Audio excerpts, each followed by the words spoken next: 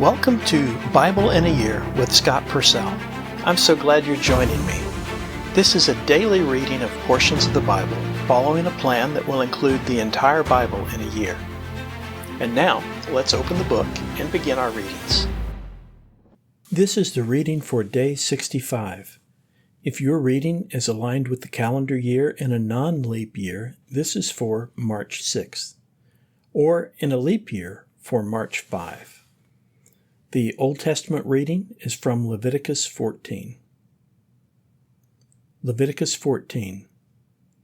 Then Yahweh spoke to Moses, saying, This is the regulation of the person afflicted with a skin disease at the time of his cleansing. And he shall be brought to the priest, and the priest shall go outside the camp, and the priest shall examine him. And if the skin disease's infection is healed on the afflicted person, then the priest shall command, and he shall take 2 living clean birds, and cedarwood, and a crimson thread, and hyssop for the one who presents himself for cleansing. Then the priest shall command someone to slaughter 1 bird over fresh water in a clay vessel. He must take the living bird, and the cedar wood, and the crimson thread, and the hyssop. And he shall dip them and the living bird in the bird's blood slaughtered over the fresh water. And he shall spatter the blood 7 times on the one who presents himself for cleansing from the infectious skin disease, and he shall declare him clean. And he shall send the living bird into the open field. Then the one who presents himself for cleansing shall wash his garments, and he shall shave off all his hair, and he shall wash himself in the water, thus he shall be clean. And afterward he shall enter the camp, but he shall stay outside his tent for 7 days. And then on the 7th day he must shave off all his hair. He must shave his head, and his beard, and his eyebrows, and all the rest of his hair. And he shall wash his garments, and he shall wash his body in the water, thus he shall be clean. And on the 8th day he must take 2 male lambs without defect, and 1 ewe lamb in its first year without defect, and 3/10 of an ephah of finely milled flour, mixed with oil, as a grain offering, and 1 log of oil. And the priest who cleanses him shall present the man who presents himself for cleansing, and these things, before Yahweh at the entrance of the tent of assembly. Then the priest shall take the 1 male lamb, and he shall present it as a guilt offering, and the log of oil, and he shall wave them as a wave offering before Yahweh. And he shall slaughter the male lamb in a place where he slaughters the sin offering and the burnt offering in the sanctuary's space, because as the sin offering belongs to the priest, so also the guilt offering. It is a most holy thing. And the priest shall take some of the guilt offering's blood, and the priest shall put it on the right ear's lobe of the one who presents himself for cleansing, and on his right hand's thumb, and on his right foot's big toe. And the priest shall take some of the log of oil, and he shall pour it in his left palm.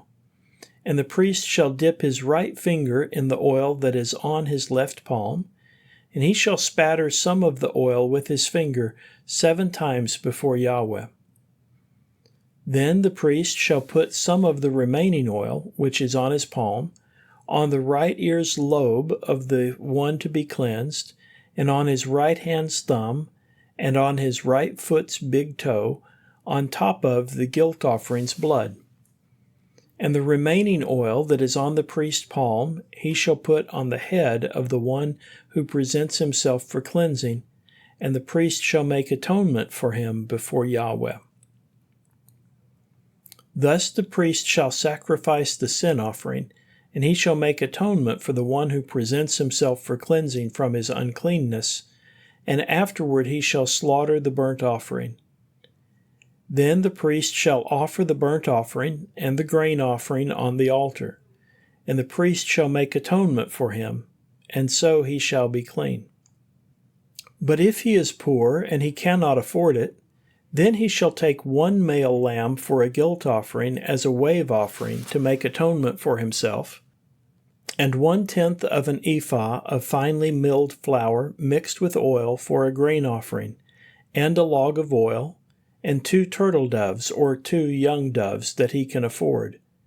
And one shall be a sin offering, and the other a burnt offering. And he shall bring them to the priest at the tent of assembly's entrance before Yahweh on the 8th day for his cleansing. And the priest shall take the male lamb for the guilt offering, and the log of oil, and the priest shall wave them as a wave offering before Yahweh. And he shall slaughter the male lamb of the guilt offering, and the priest shall take some of the guilt offering's blood, and he shall put it on the right ear's lobe of the one who presents himself for cleansing, and on his right hand's thumb, and on his right foot's big toe. Then the priest shall pour out some of the oil on his own left palm, and with his right finger the priest shall spatter some of the oil that is on his left palm 7 times before Yahweh. Then the priest shall put some of the oil that is on his palm on the right ear's lobe of the one who presents himself for cleansing, and on his right hand's thumb, and on his right foot's big toe, on the place of the guilt offering's blood. And the remaining oil that is on the priest's palm he shall put on the head of the one who presents himself for cleansing to make atonement for him before Yahweh. And he shall sacrifice one of the turtle doves or the young doves that he can afford, even what he can afford, the one as a sin offering, and the other as a burnt offering, in addition to the grain offering. And the priest shall make atonement for the one who presents himself for cleansing before Yahweh. This is the regulation of the one on whom is an infectious skin disease, who cannot afford the cost for his cleansing. Then Yahweh spoke to Moses and to Aaron, saying, When you come into the land of Canaan, which I am about to give you as your possession, and I put mildew in a house in the land of your possession, then the one who owns the house shall come and tell the priest, saying, It appears to me that an infection is in the house. And the priest shall issue a command, and they shall clear out the house before the priest comes to examine the infection, so that all that is in the house might not become unclean. And afterward the priest shall go to examine the house. And he shall examine the infection, and if the infection on the house's wall has yellowish green or reddish spots, and its appearance is deeper than the surface of the wall, then the priest shall go out from the house to the house's entrance, and he shall confine the house for 7 days. And the priest shall return on the 7th day, and he shall examine the infection. And if the infection has spread on the house's wall, the priest shall issue a command, and they shall remove the stones on which is the infection, and they shall throw them outside the city on an unclean place.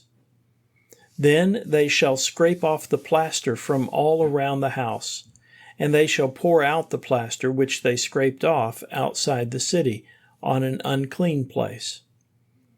And they shall take other stones, and they shall put them in place of those stones. And they shall take other plaster, and they shall replaster the house. But if the infection should return, and it breaks out in the house after they have removed the stones, and after scraping off the plaster of the house, and after it has been replastered, then the priest shall come, and he shall examine the infection, and if the infection has spread in the house, it is a destructive mildew in the house. It is unclean. So he shall break down the house, its stones, and its wood, and all the house's plaster. And he shall bring it all outside the city to an unclean place. And the person who enters into the house during all the days that he confined it shall become unclean until the evening. And the person who sleeps in the house must wash his garments, and the person who eats in the house shall wash his garments. And if the priest comes again and examines the house, and if the infection has not spread in the house after being replastered, then the priest shall announce the house clean, because the infection is healed. And he shall take 2 birds and cedar wood, and a crimson thread, and hyssop to clean the house. And he shall slaughter the first bird over fresh water on a clay vessel. Then he shall take the cedar wood, and the hyssop, and the crimson thread, and the living bird, and he shall dip them in the slaughtered bird's blood, and in the fresh water, and he shall spatter them on the house 7 times. Thus he shall purify the house with the bird's blood, and with the fresh water, and with the living bird, and with the cedar wood, and with the hyssop, and with the crimson thread. And he shall send the living bird outside the city into the open field, and so he shall make atonement for the house, and it shall be clean.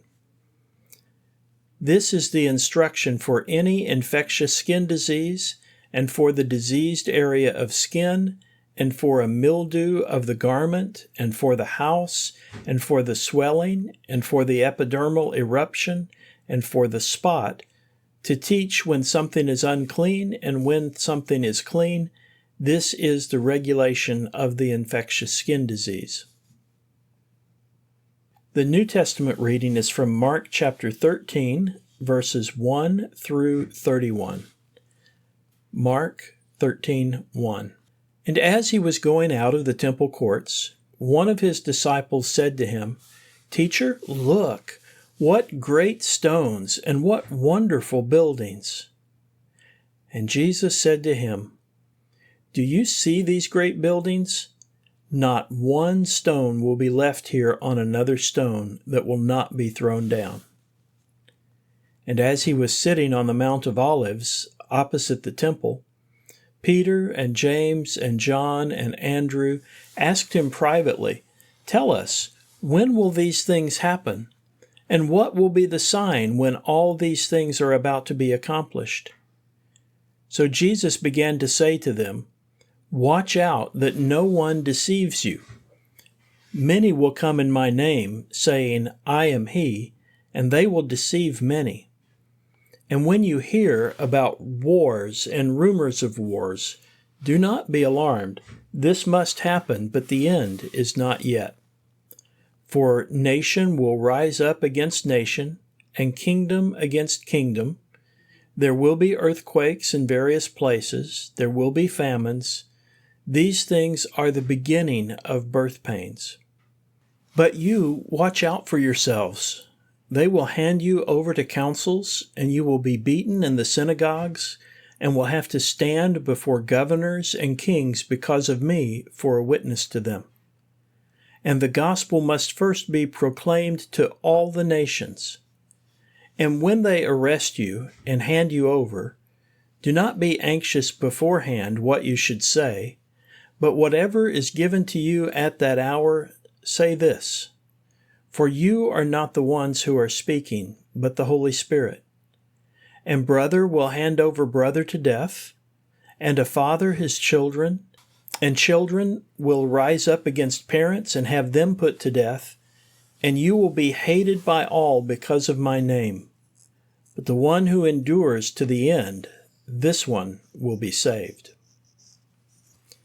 But when you see the abomination of desolation standing where it should not be, let the one who reads understand. Then those in Judea must flee to the mountains. The one who is on his housetop must not come down or go inside to take anything out of his house. And the one who is in the field must not turn back to pick up his cloak. And woe to those who are pregnant, and to those who are nursing their babies in those days. But pray that it will not happen in winter, for in those days there will be tribulation of such a kind as has not happened from the beginning of the creation that God created until now, and never will happen. And if the Lord had not shortened the days, no human being would be saved. But for the sake of the elect whom he chose, he has shortened the days. And at that time, if anyone should say to you, Behold, here is the Christ. Behold, there he is. Do not believe him. For false messiahs and false prophets will appear, and will produce signs and wonders in order to mislead, if possible, the elect. But you, watch out. I have told you everything ahead of time. But in those days, after that tribulation, the sun will be darkened, and the moon will not give its light, and the stars will be falling from heaven, and the powers in the heavens will be shaken. And then they will see the Son of Man arriving in the clouds with great power and glory.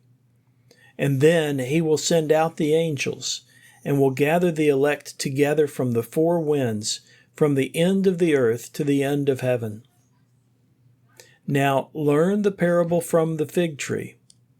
Whenever its branch has already become tender and puts forth its leaves, you know that summer is near. So also you, when you see these things happening, know that he is near, at the door.